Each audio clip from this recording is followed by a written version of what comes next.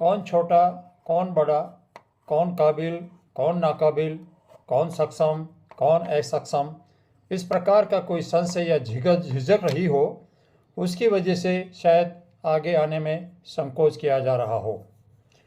Federation का तो रुख पहले ही साफ किया जा चुका है कि समान प्रतिनिधित्वता, इक्वल रिप्रेजेंटेशन के आधार पर सभी का स्वागत है।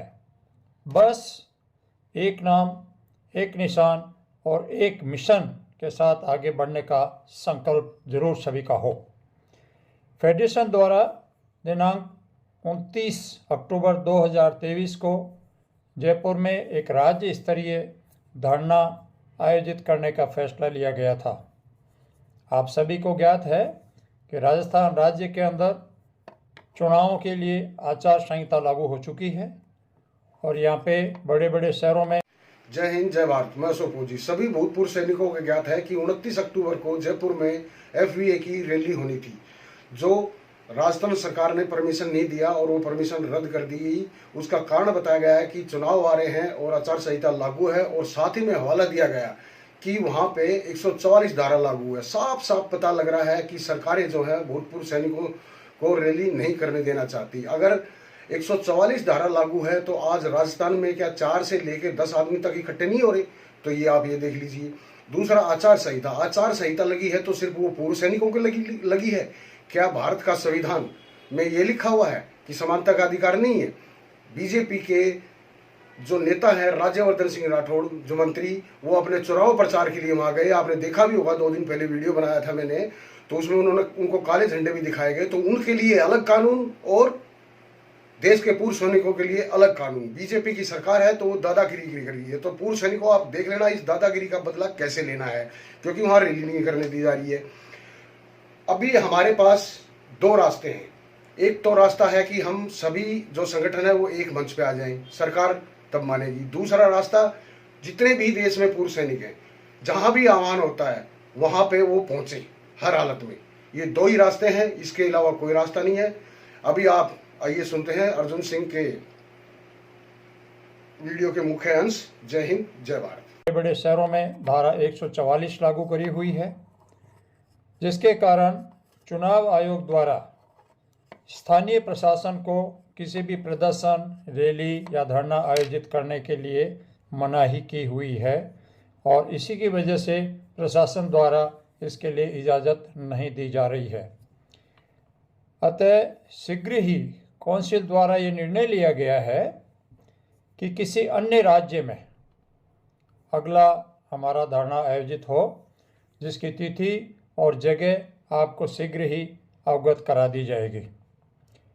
सभी राज्यों में हमारे विधान के अनुसार कोऑर्डिनेटर मनोनीत करने की प्रक्रिया चल रही है, वो अंतिम चरण में है और इन स्टेट कोऑर्डिनेटर्स के माध्यम से आशा है कि हम अच्छे संकल्प और एक अच्छे कोऑर्डिनेशन के साथ में काम कर पाएंगे।